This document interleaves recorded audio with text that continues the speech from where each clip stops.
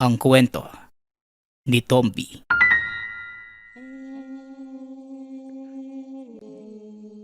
Ang kwentong ito ay hango sa totoong buhay. Mula ito sa isa nating tagapakinig. Karanasan ito ni Imoy. Walang eksaktong taon. Probinsya ng Cebu. Nang mga panahong ito, naging talamak ang insidente tungkol sa pagkawala ng mga taong naliligo sa ilog doon sa kabilang bayan. Hindi naman lahat. Meron lamang mga pagkakataon. Wala pang balita kung nasan ang mga nawawala. Ngunit ayon sa mga paniniwala ng nakakatanda, bihag ito ng engkantong bantay. Subalit kung ang binatang si Gabriel ang tatanungin, hindi engkanto ang kumukuha sa mga ito, kundi isang aswang. Totoong merong bantay ang ilog na yan, pero hindi ito nangunguha ng buhay. Isang aswang ang nambibiktima na ayaw naman nilang paniwalaan. Wika ni Gabriel. Nagiinit ang dugo sa mga taong ayaw makinig sa kung ano ang tama. Ngunit lingid sa kalaman ng mga tao, si Gabriel ay isang mambabarang. Ngunit hindi ito ginagamit sa masama, kundi ginagamit sa panunugis. Kuya Gabriel, talaga po bang aswang yung may gawa? Paano nyo naman nalaman? Di pa nga yata kayo nakapunta sa ilog na yun eh. Palagi ka lang nasa bahay ninyo.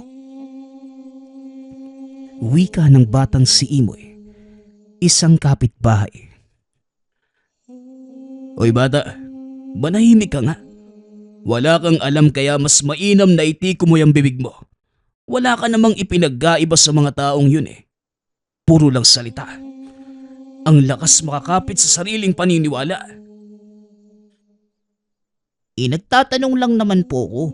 Galit ka naman kagad kuya eh. Nakakapagtaka lang po kasi. Nasabi ninyo yung ganyang bagay tapos parang hindi naman kayo lumalabas ng bahay. Nakaabot na po ba kayo sa kabilang bayan?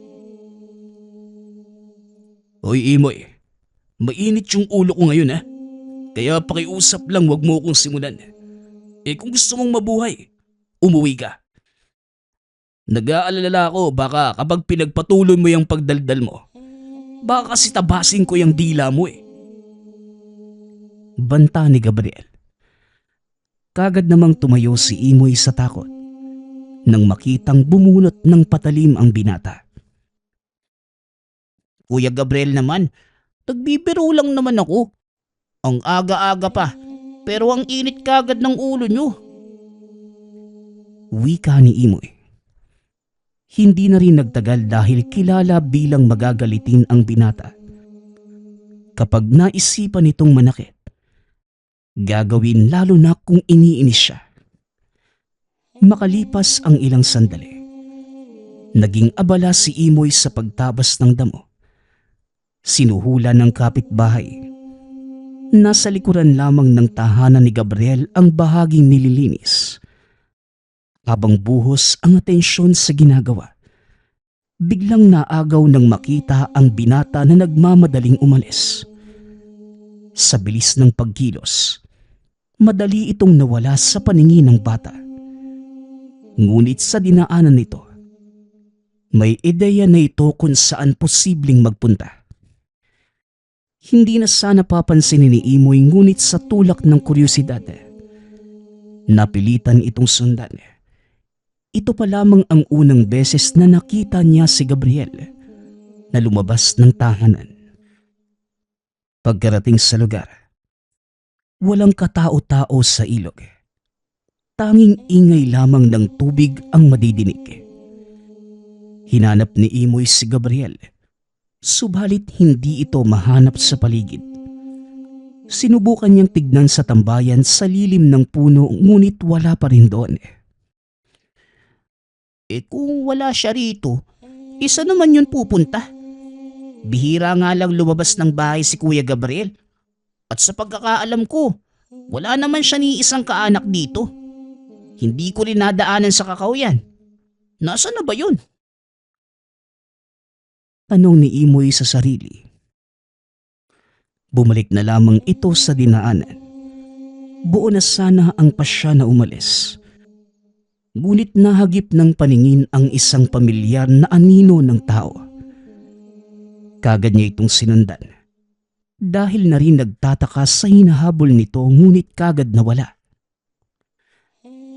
Pambihira. Pinaglihi yata yung mga yun sa kidlat eh. Ang bibilis.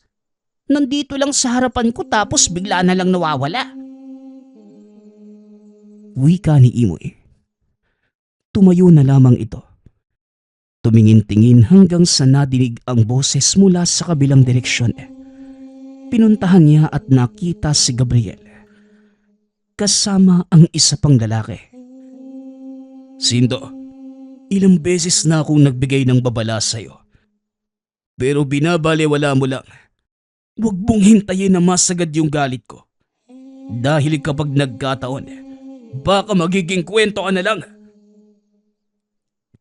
Wika ni Gabriel. Bakas sa boses nito ang galit. Mahigpit na nakahawak sa itak at matalim ang titig sa kaharap.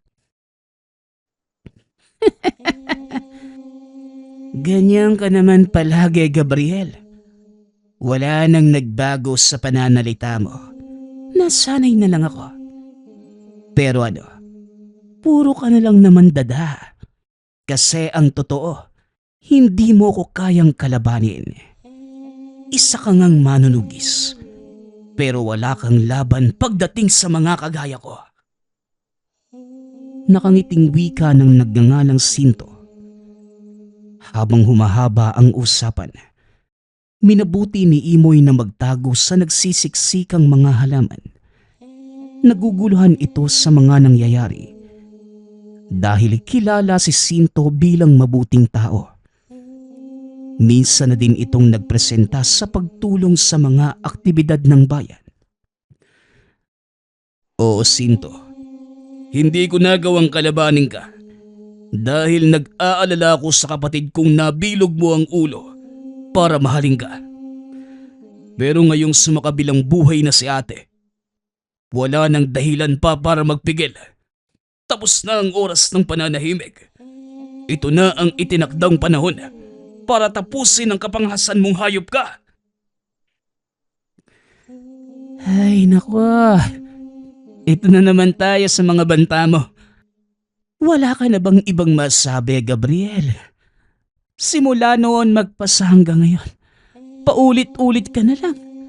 Nagmumukha ka ng tanga. Nakakasawa yung mga hirit mong walang laman. Subukan mo kayang palawakin yung pag-iisip mo. Baka sakaling magkaroon ka ng ibang masabi. Paghamo ni Sinto, sinunda ng mahabang katahimikan ang mga hirit ng dalawa sa isa't isa. Masama ang tinginan.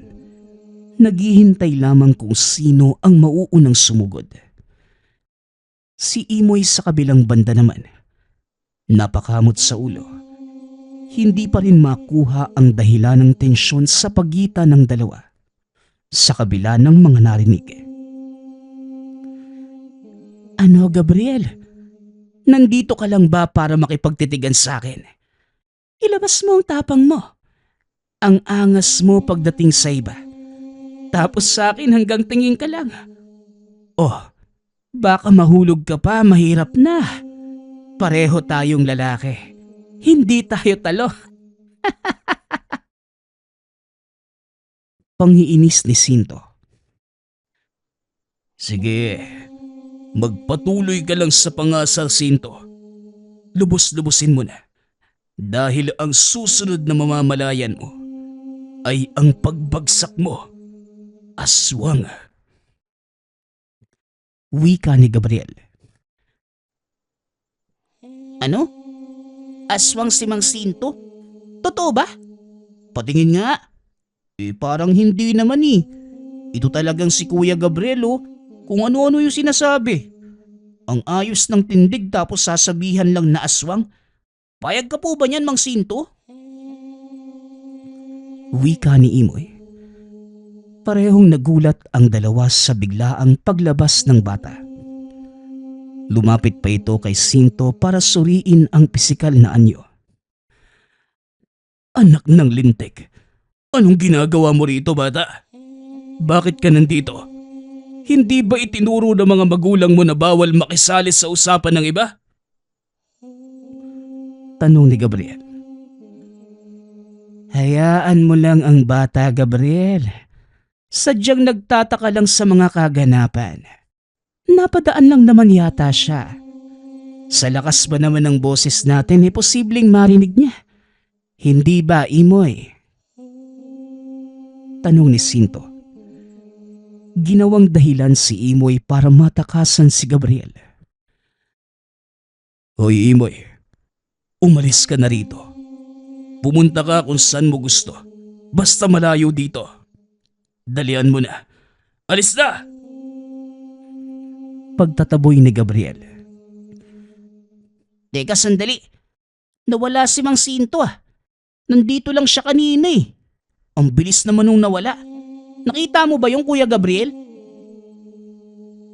Tanong ni Imoy nang mapansing wala na si Sinto sa kinatatayuan niya. Kung hindi ka lang sana nangelam. Imoy, bibilangan kita at dapat wala ka na sa paningin ko. 1, 2, 3. Ngunit hindi pa man tapos si Gabriel sa pagbibilang. Kumaripas na ng takbo si Imoy. Nang mawala na ito sa paningin, ibinaling ang pansin sa paghahanap kay Sinto. Sinto, magpakita kang hayop ka. Huwag mo kong pagtaguan. Duwag!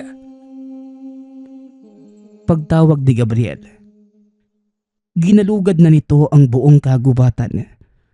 Subalit hindi na makita si Sinto.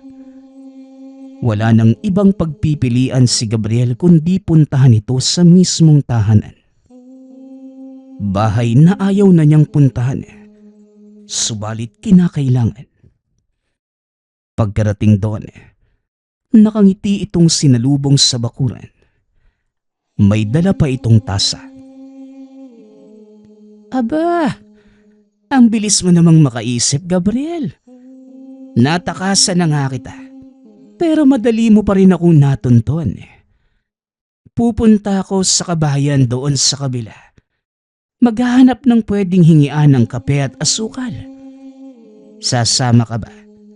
Halika na, para naman maipakilala kita bilang bayaw. Wala pa kasing nakakaalam na kapatid mo ang yumao kong asawa. Wika ni Sinto. Tama ang naisip mo. Dahil kinakailangan ng kape mamayang gabi. Para sa lamay mo. Tugon ni Gabriel. Sinugod ito ng binata. Mabilis ang galaw. Ngunit kahit ganon, hindi pa rin ito matamaan si Sinto. Naiilagan ang lahat ng pag-atake. At sa halip na si Sinto ang matumba, siya pa ang tumilapon. Tama na, Gabriel. Alam ko naman kung ano ang rason kung bakit ka nagkakaganito. Una, hindi mo matanggap na sumama sa akin ang kapatid mo. Pangalawa, hindi mo kayang tumira sa lugar na may kasamang kagaya ko. Magkaiba pa nga tayo ng bayan eh. Taga rito ako, tapos taga doon ka sa kabila. Pero galit ka pa rin. Wika ni Sinto. Ang bobo mo naman kung yan lang yung dahilan na naisip mo. Oo, kasali ang dalawang nabanggit mo. Pero idagdag mo ang tungkol sa pagkawala ng mga tao sa ilog. Walang ibang pwedeng may gawa nun, kundi ikaw lang. Hayop ka, Sinto. Ilang inosente na ang nadamay at pinatay mo. Tugon ni Gabriel. Nagbago ang ekspresyon ng mukha ni Sinto nang marinig yun. Napakuyom ng kamao. Saka biglaang sumugot.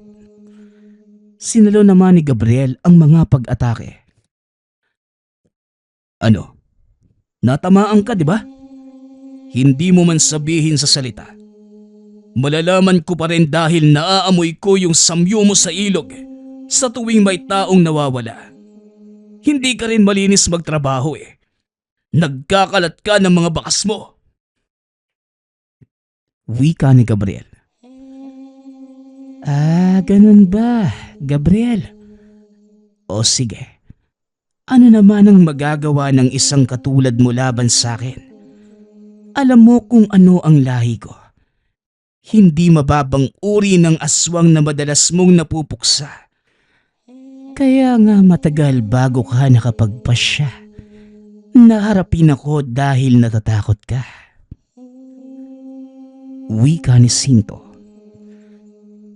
Napaatras si Gabriel nang maramdaman ng lakas nito. Kung yun lamang ang pag-uusapan. Aminado itong hindi basta matatapatan. Kakaiba ang taglay nitong lakas. Malayong malayo kumpara sa madalas na nakakalaban. Ilang sandali pa. Tumilapon na lamang siya. Biglang napasigaw matapos tumama ang likod sa konkretong puno.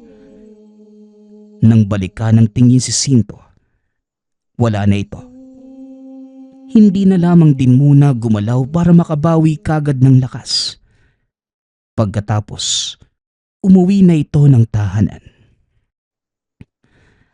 May oras ka rin, hayop ka. May kalalagyan din ang kagaya mong hayop. Hindi man ngayon, pero nakakasigurado akong balang araw.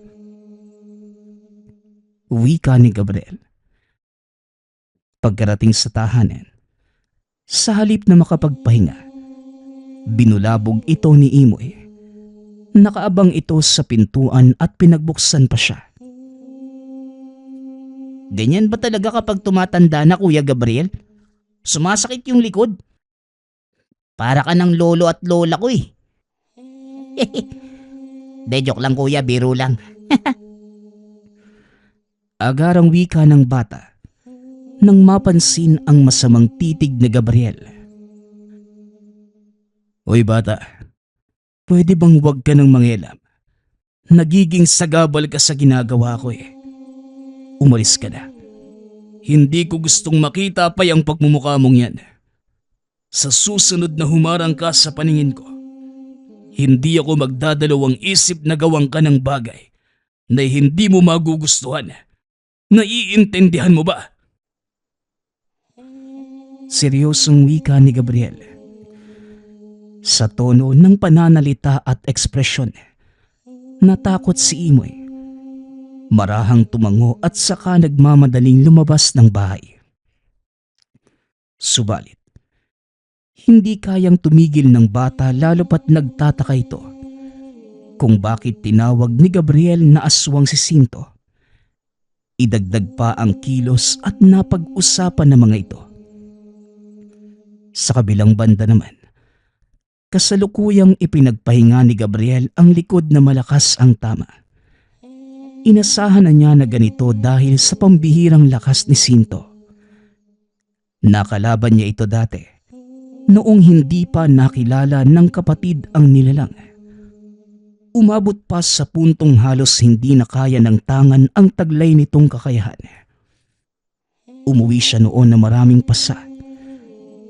Gumaling naman kagad makalipas ang ilang araw. Hindi gaanong malala ang kasalukuyang lagay, kaya mabilis na nakabawi. Lumabas ito para mag-igib ng tubig nang mabalitang meron na namang insidente sa ilog. May nawawalang bata. Ano? Makalipas lang yung ilang buwan, meron na namang nawawala? Totoo ngang merong elementong nagbabantay dyan sa ilog? Kung masyadong maingay yung naliligo kinukuha. Swerte lang. Siguro kung ibabalik yung katawan. Pero malabong mangyari. Hindi nga natagpuan yung dating nawawala. Magpatawag na lang kaya tayo ng albularyo para magritual doon. Makasakaling madaan sa pakiusap yung elementong yan. At ibalik yung mga bata. Kawawa naman eh. Yung ina nga naroon pa sa ilog. Halos maimatay sa kakayak. Ay naku, kung patuloy siyang mag-iingay doon, baka siya na yung isunod. Diyos ko, kinikilabutan ako. Kaya nga sa kabila ng kagandahan ng ilog, hindi ko naisip na magpunta. Baka maging alaala ko bigla.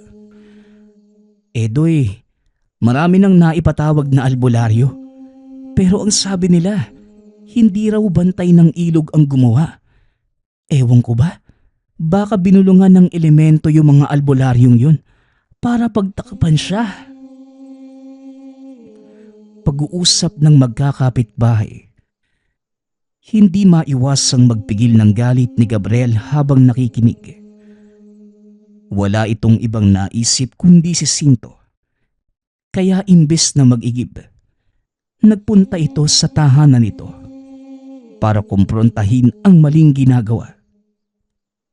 Samantala, si Imoy naman, patuloy na nagbabantay sa kilos ni Gabriel. Mabilis pa sa 4:00 sumunod. Naging maingat para hindi mahuli. Pagkarating ni Gabriel sa tahanan ni Sinto, nakaamoy ito ng napakabahong samyo.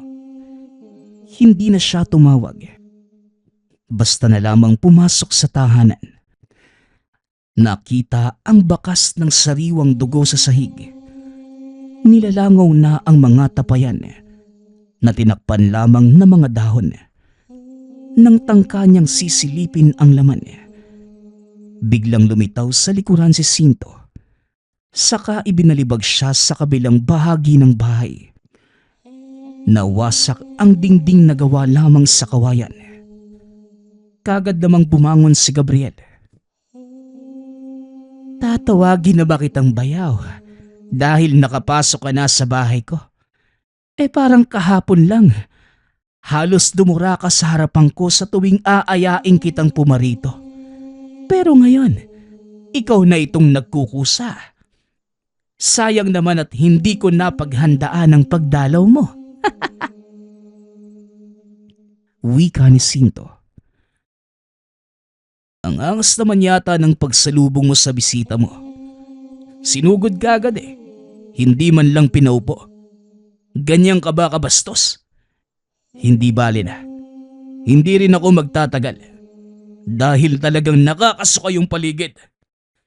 Nandito lang ako para hulihin ka sa akto. Nasaan ang bata?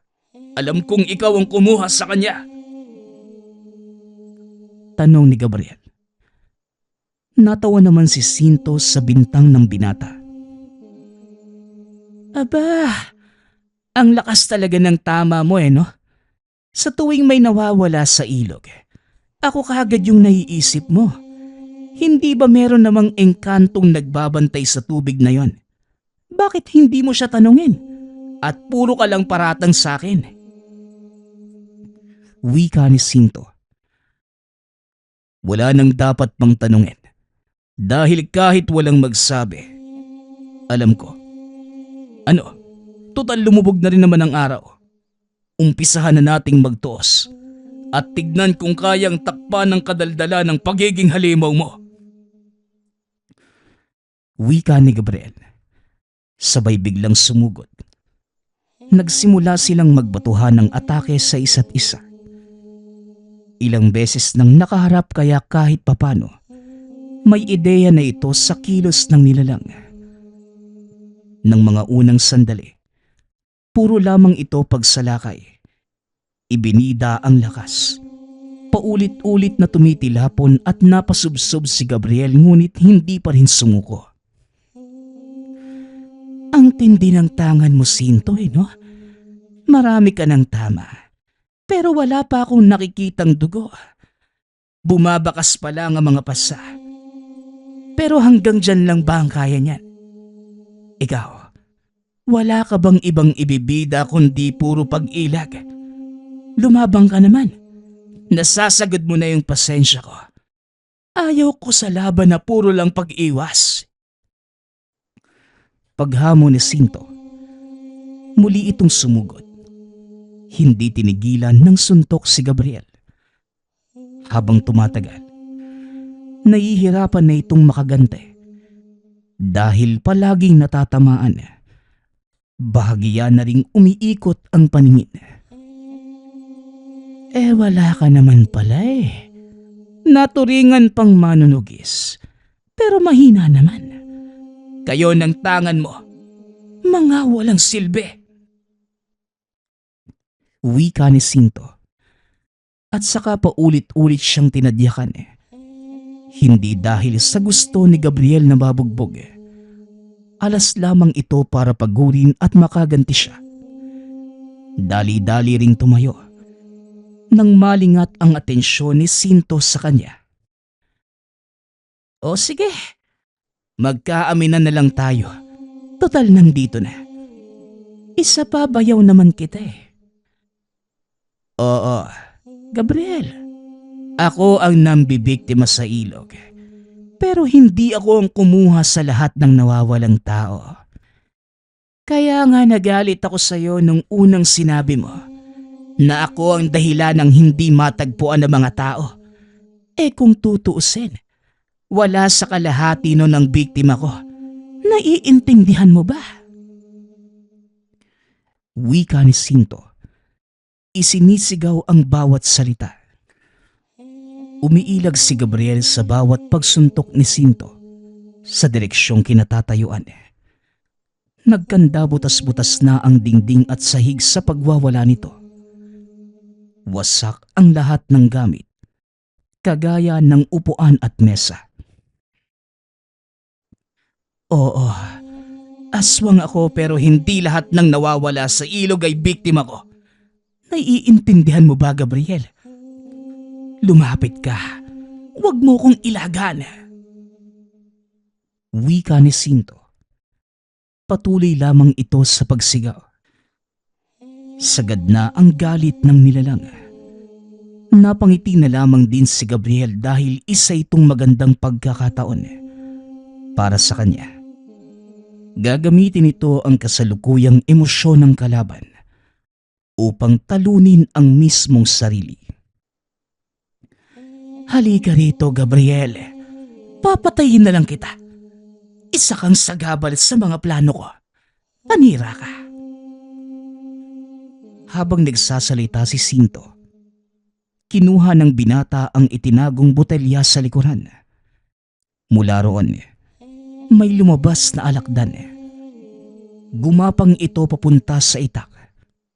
Naglagay ng lason sa talim.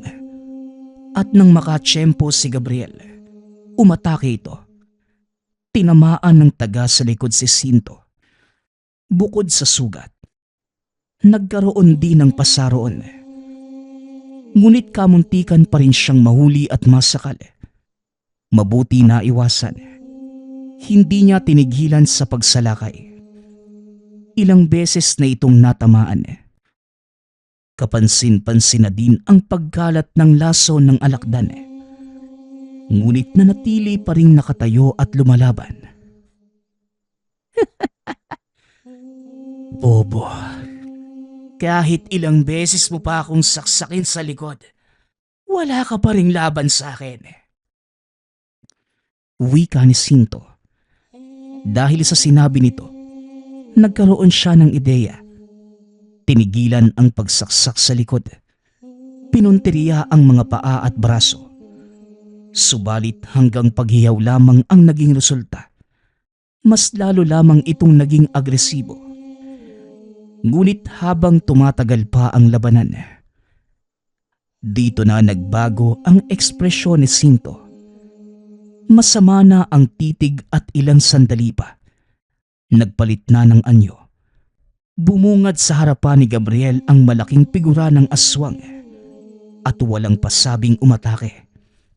Muli na naman siyang napailag para makaiwas. Umangil ang aswang. Tila hinagupit ng bagyo ang mismong tahanan sa ingay ng pagtutos at pagkawasak ng mga kagamitan. hanggang sa umabot sa labas. Pagkatapos parehong tumilapon, dali-daling diniina ni Gabriel ang pagtutok ng itak sa mukha ng nilalang. Nang pumaibabaw siya rito, ngunit madali pa ring nakakabawi ang halimaw. Siya ang tinamaan, dahilan para matigil saglit ang engkwentro. Bumalik sa anyong tao si Sinto. Kagad itong nagpunta sa isang tabi. Nanghihina na ito at iniinda ang mga sugat. O ano, Sinto? Kaya mo pa ba? Akala ko ba walang epekto ang mga tama ko sa'yo? Pero bakit parang nanghihina ka na? Huwag kang mag-alala. Medyo malakas lang naman ang laso ng alakdan ko. Kaya huwag kang mag-alala. Dahil alam kong ngayon ka rin mamamatay. Wika ni Gabriel. Tangka na sanang susugod si Gabriel nang magsalita si Sinto. Carpio, sandali lang. Alam kong malayo yung loob natin sa isa't isa. Pero baka pwedeng madaan sa usapan. Makikinig ako sa'yo. Ano pa man ang ipapagawa mo, susundin ko. Basta wag mo lang maisip na kitilin ang buhay ko. Ayaw ko pang mamatay. Pagmamakaawa ni Sinto. Wag ako, Sinto. Ilang beses ko nang nakasalubong sa mga nakaraang engkwentro ang drama na yan. Kunwari nagpapaawa. Pero ang totoo, gusto lamang makatsyempo. Wag ako aswang! Wika ni Gabriel habang dahan-dahang lumalapit. Kagaya ng inaasahan, tsumitsyempo lamang si Sinto. Sumugod ito ngunit sa pagkakataong yun, hindi na ito pinalampas ni Gabriel. Sunod-sunod na pag-atake ng taga partikular sa leeg at dibdib. Hindi nagtagal. Bumaon sa leeg ang patalim na naging dahilan para mapaluhod ang nilalang. Nanlaki ang mga mata nitong tumingin sa kanya. Bumubulwak ang dugo ng hugutin ang itak. Diba, ipinagyayabang mo sa akin na galing ka sa mataas na uri ng aswang. Pero ano ka ngayon? Parang estatwa kang nanigas gawa ng paggagulat. Kampante ka siguro sa buhay mo dahil malakas ka. Baka nakakalimutan mo.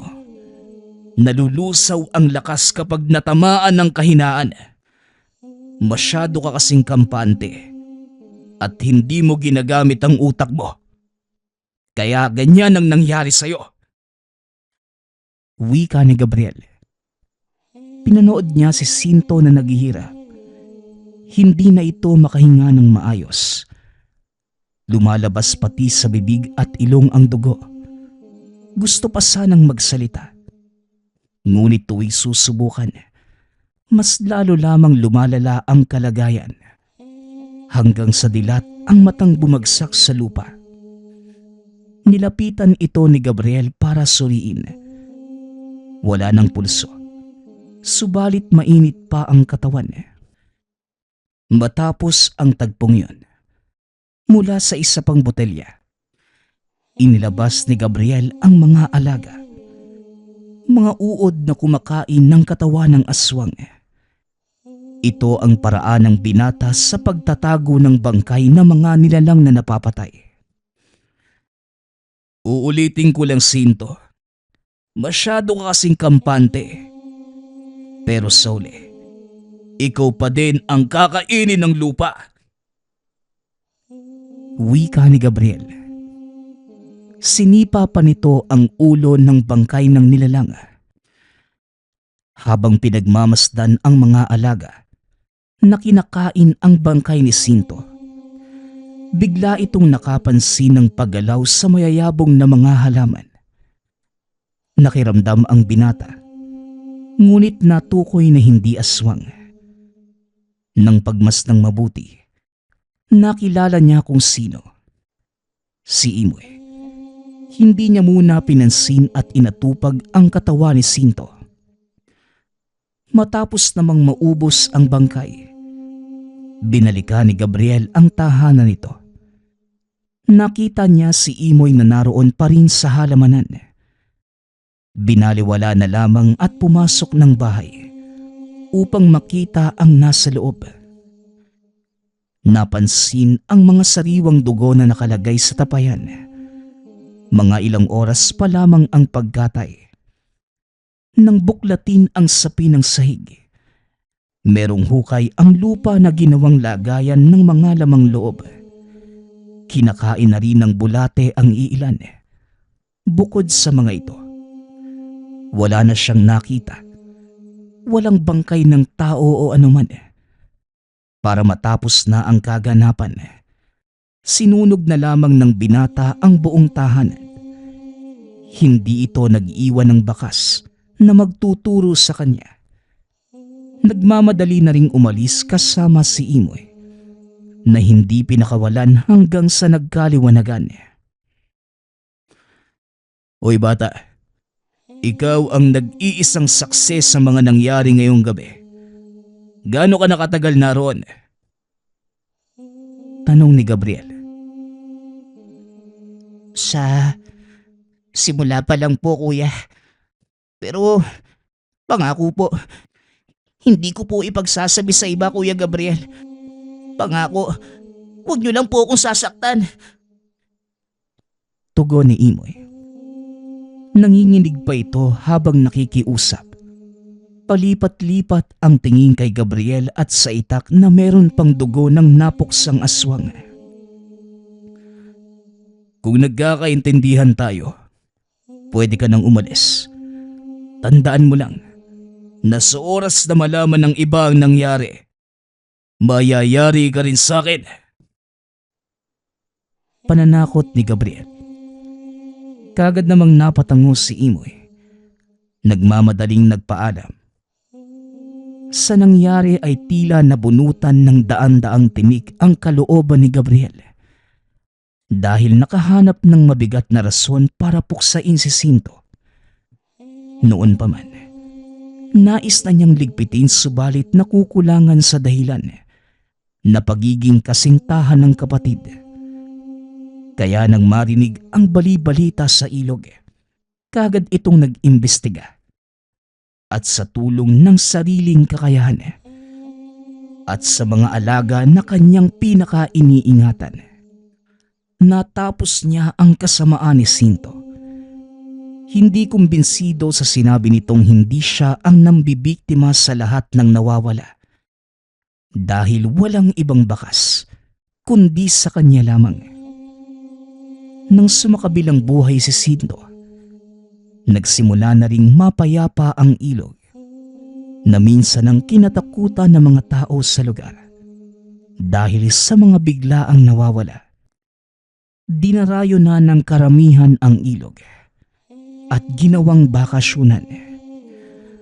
Ngunit para kay Imoy, sariwa pa rin sa alaala ang mga naganap at natuklasan kay Gabriel na isa itong mambabarang na manunugis.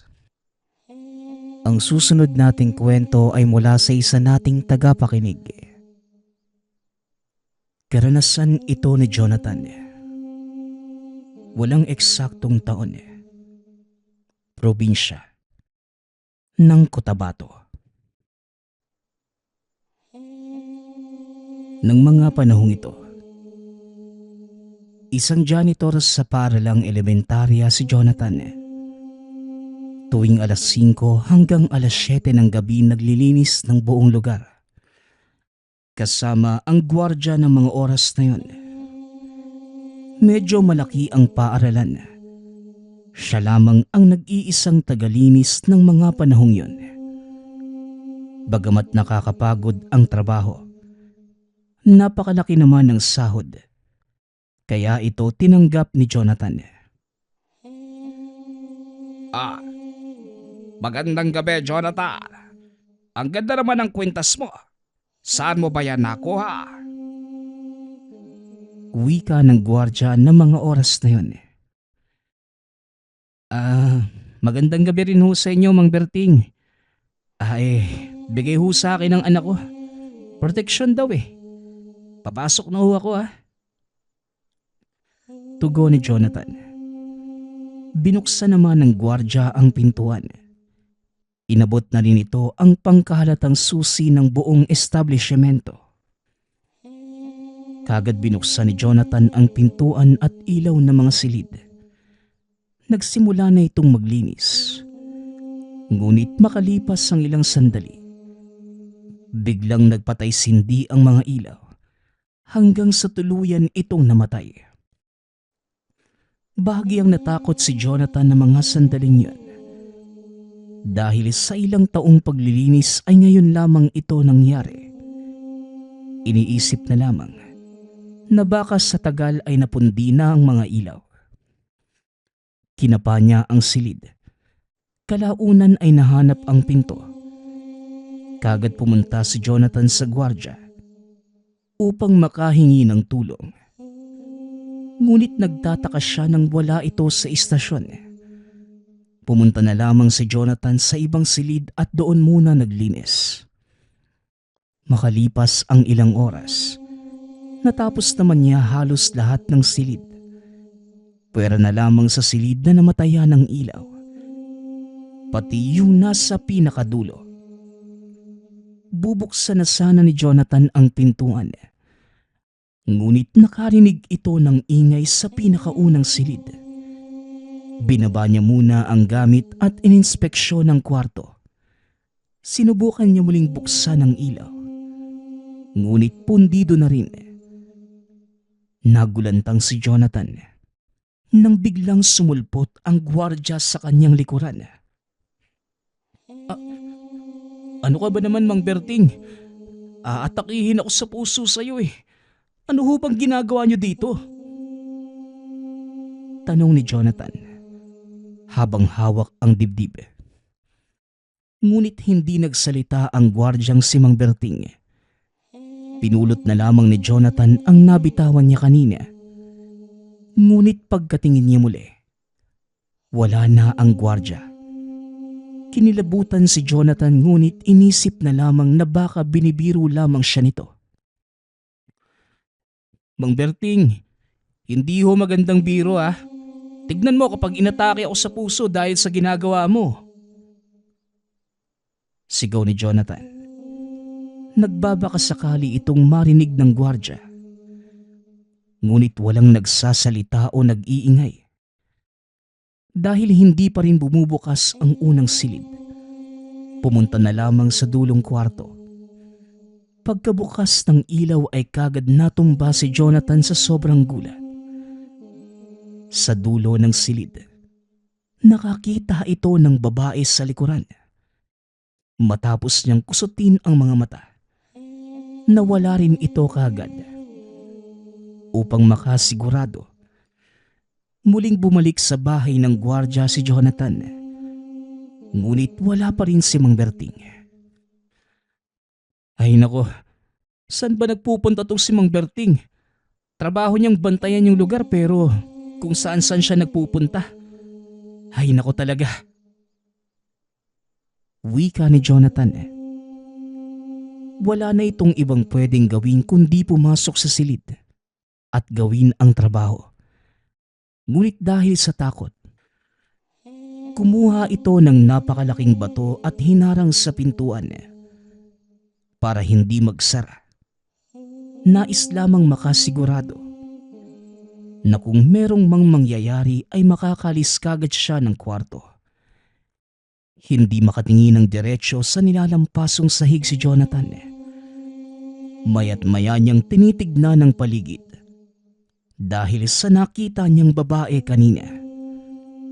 Pagkalipas ng ilang minuto, dali-dali na niyang niligpit ang gamit. Papalis na ng silid si Jonathan, kaya binuhat niya ang malaking bato ngunit biglang sumarado ang pinto. Tila bumagsak ang puso ni Jonathan sa nangyari. Pinilit niyang buksan o hilahin ang pintuan, ngunit hindi ito gumagalaw. Namutla si Jonathan ng mga panahong yun. Kung ano-ano na ang pumapasok sa isipan. Sigaw ng sigaw si Jonathan kay Mang Berting. Ngunit makalipas ang ilang minuto, wala pa ring tumutugon. Naisipan na lamang niya na maghintay dahil kalauna naman. Nag-iinspeksyon ang gwardya upang makasigurong walang tao sa establishmento. Habang naghihintay, lalong natakot si Jonathan nang mamatay ang ilaw. Paulit-ulit itong nagdarasal sa lahat ng santong kakilala. Bagamat madilim ang kapaligiran, nakakasiguro itong nakakita siya ng anino ng babae. Napasigaw ng napakalakas si Jonathan at pakiramdam niyang hihimatayin na siya. Kagad bumukas ang pinto. Binuksan ang ilaw. Nakita ng gwardya si Jonathan na nanginginig sa takot. Dali-dali nitong tinulungan si Jonathan at dinala sa istasyon. Makalipas ang ilang sandali, nahimasmasan na si Jonathan. Kagad niyang tinanong sa gwardya kung nasan si Mang Berting. Ngunit nagtaka lamang ang gwardya. Ang sabi nito, siya lamang ang nakatalaga ng gabing yan. Magpasa hanggang ngayon, hindi maipaliwanag ni Jonathan ang mga nangyari. Ngunit nais na lamang ibahagi ang kwento. Sinamahan naman siya ng gwardya ng gabing yan at nang buksan nito ang ilaw sa unang silid, bumukas naman ito. Tinapos na lamang ni Jonathan ang trabaho at simula noon, hindi na siya pumasok bilang tagalinis ng eskwela. Bagamat nanghihinayang sa laki ng kita, ngunit para sa kanya, mas mahalaga ang buhay. Nagpapasalamat nga pala ako sa lahat ng sumusuporta sa ating channel. Nawa ay patuloy niyong suportahan at pakinggan ang ating mga kwento. Hanggang sa muling pakikinig. Paalam.